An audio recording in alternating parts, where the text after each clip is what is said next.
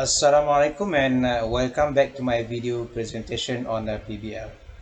In this brief presentation, I will be sharing the general concept of education 4.0 and how it could guide PBL practitioners to develop a comprehensive and effective ePBL format and framework. Generally, Education 4.0 is defined as the desired approach to learning that aligns itself with the emerging fourth industrial revolution.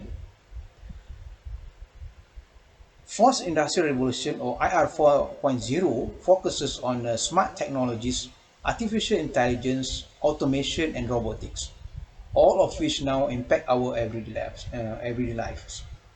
For schools and higher educational institutions to continue to produce successful students, they must prepare their students for a world where these cyber physical systems are prevalent across all industries. This means exposing students to technology as part of the curriculum, uh, changing the approach to learning altogether, and utilizing this technology to better improve their learning experience.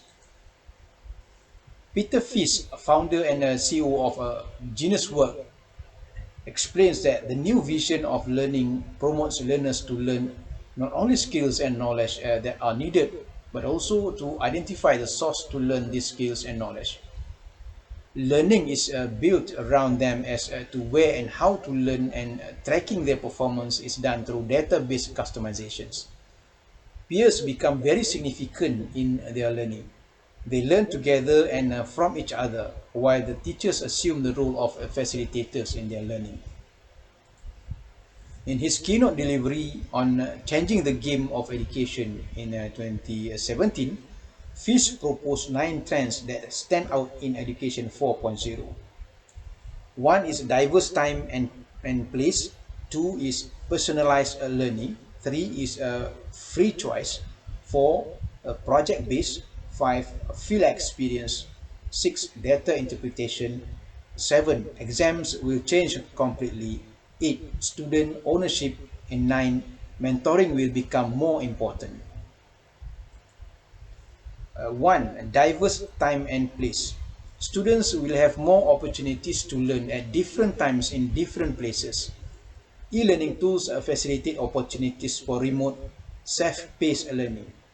Classroom will be flipped, which means the theoretical part is learned outside the classroom, whereas the practical part shall be taught face-to-face, interactively.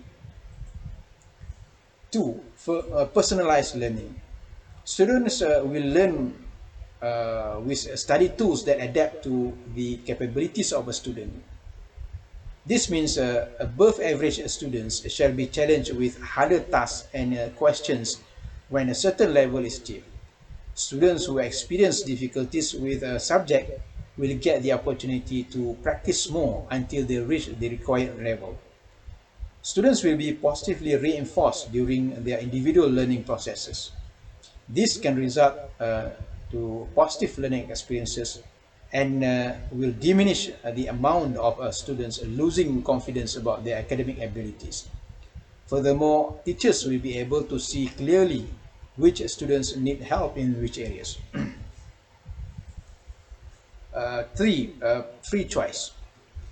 Though every subject that is taught aims for the destination, the road leading towards that destination can vary per student. Similarly to the personalized learning experience, students will be able to modify their learning process with tools they feel are necessary for them. Students will learn with different devices, different programs and techniques based on their own preference. Blended learning, flipped classroom, and BYOD or bring your own device form important terminology within this change.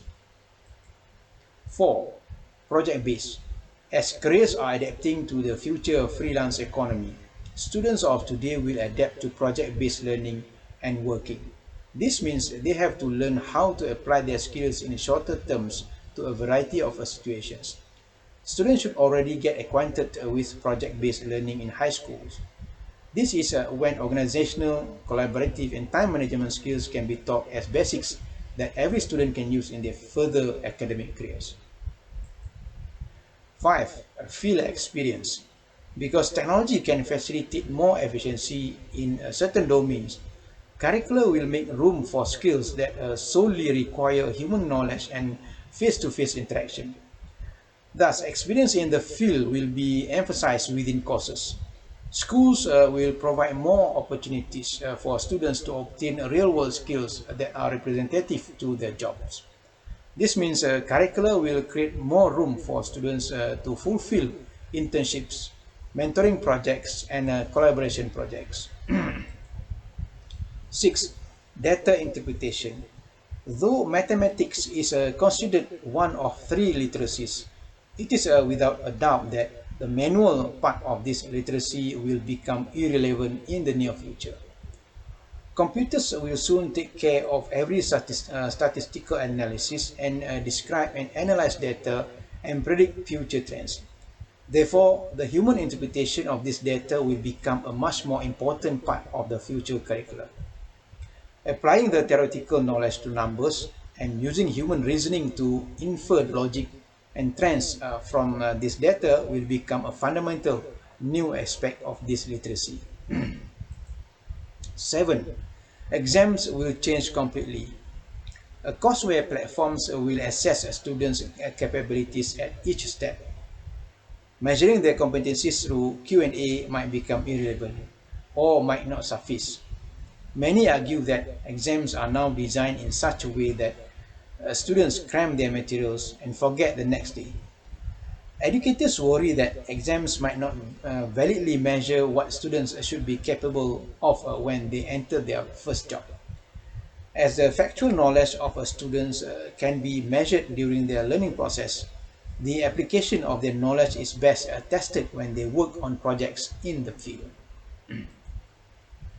8. Student ownership. Students will become more and more involved in forming their curricula. Maintaining a curriculum that is contemporary, up-to-date, and useful is only realistic when professionals as well as youngsters are involved. Critical input from students on the content and durability of their courses is a must for an all-embracing study program. 9. Mentoring will become more important.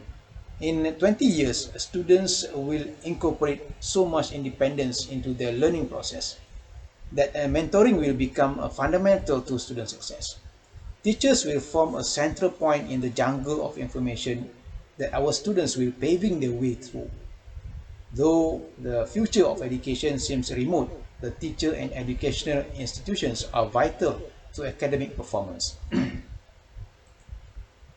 Educational technologists, on the other hand, are figuring on how to utilize technological advancements in students' learning. Some of the latest technologies are highly regarded as useful for students' learning in Education 4.0 environment, including 3D printing, augmented reality, virtual reality, cloud computing, hologram, biometrics, a paper-thin smartphone, multi-touch LCD and LED screen, Internet of Things, artificial intelligence, big data, QR code, and etc. The 9 trends proposed by FIS, an example of the latest technologies that highly regarded as useful for students learning in Education 4.0 environment, are two guiding principles from which ePBL and PBL 4.0 could be developed. In January 2020, the World Economic Forum published a white paper entitled Schools of the Future, defining new models of education for the fourth industrial revolution. The paper is the outcome of a global consultative process to identify promising models of quality education for the fourth industrial revolution. It is the first output of the forum's Education 4.0 initiative, which aims to catalyze systems change by mobilizing a broad and innovative coalition of relevant stakeholders around new models, new standards, and a new momentum for action to transform the future education. 8 critical characteristics in learning content and experiences have been identified to define high-quality learning in the fourth industrial revolution, the Education 4.0. 1 is global citizenship skills. 2 is innovation and creativity skills. 3. Technology skills. 4. Interpersonal skills. 5. Personalized and self-paced learning. 6. Accessible and inclusive learning. 7. Problem-based and collaborative learning. And 8. Lifelong and student-driven learning. 1. Global citizenship skills include content that focuses on building awareness about the wider world, sustainability, and playing an active role in the global community. 2. Innovation and creativity skills include content that fosters skills required for innovation, including complex problem solving, analytical thinking, creativity, and system analysis. 3. Technology skills include content that is based on developing digital skills, including programming, digital responsibility, and the use of technology. 4. Interpersonal skills include content that focuses on interpersonal emotional intelligence, including empathy, cooperation, negotiation, leadership, and social awareness. 5. Personalized and self-paced learning. Move from a system where learning is standardized to one based on the diverse individual needs of each learner and flexible enough to enable each learner to progress at their own pace. 6. Accessible and inclusive learning. Move from a system where learning is confined to those with access to school buildings to one in which everyone has access to learning and is therefore inclusive. 7. Problem-based and collaborative learning. Move from process-based to project and problem-based content delivery, requiring peer collaboration and more closely mirroring the future of work. 8. Lifelong and student-driven learning. Move from a system where learning and skilling decrease over one's lifespan to one where everyone continuously improves on existing skills and acquires new ones based on their individual needs. The matter of fact that PBL is identified as one of the main critical characteristics in learning content and experiences in Education 4.0 should be an eye-opening for educators in general and PBL practitioners in particular. However, PBL practitioners should not take it for granted and assume that the existing PBL models are adequate. Certainly, Barrow's Medical School's PBL model or Albach's problem and project-based model or any other PBL models that develop based on the 20th century education should go through a major overhaul. Otherwise, they will become obsolete. Education 4.0 needs problem-based learning 4.0. Since 2007, Cindy Mello Silver and Sharon Derry had already explored the application of electronic PBL or ePBL. With further growth of e-learning application, PBL gains its momentum to move into the next level of educational development and therefore adaptable to Education 4.0. Berhan and others had developed a framework for ePBL where proactive and collaborative learning could be applied through full online PBL classroom. The whole PBL process installed into e-learning application and platform, including the problem scenario presentation, diagnostic process, self-directed learning, and reflective learning. One great advantage of this ePBL is that students could be able to experience PBL in a less stressful learning condition, anytime and anywhere. Learning resources are almost everywhere and easily accessible at all times. ePBL represents the beginning of PBL transformational period to become PBL 3.0 with the emerging trend of Education 4.0 in line with the fourth industrial revolution. PBL practitioners and leaders should be looking forward to speeding up the transformational process to adapt PBL with this emerging trend. A new and better PBL initiative driven through ePBL is one of many ways that we could use to move further along with Education 4.0 trend. It is a step further to transform PBL 3.0 into PBL 4.0. This new PBL model requires educators to change their philosophical understanding of learning as well as unlearn all irrelevant skills and relearn new, highly relevant skills. The initiative is strongly founded on the three core improvements of PBL. One is the problem design, two is the learning mode, and three, the enhancements of e-learning application. One, in problem design, existing models should go through the process of major improvement. For example, our PBL team are proposing the improvement of 3C 3R model into 5C 3R model to include another two most important collaborative e-learning modes, namely collaborating and connecting.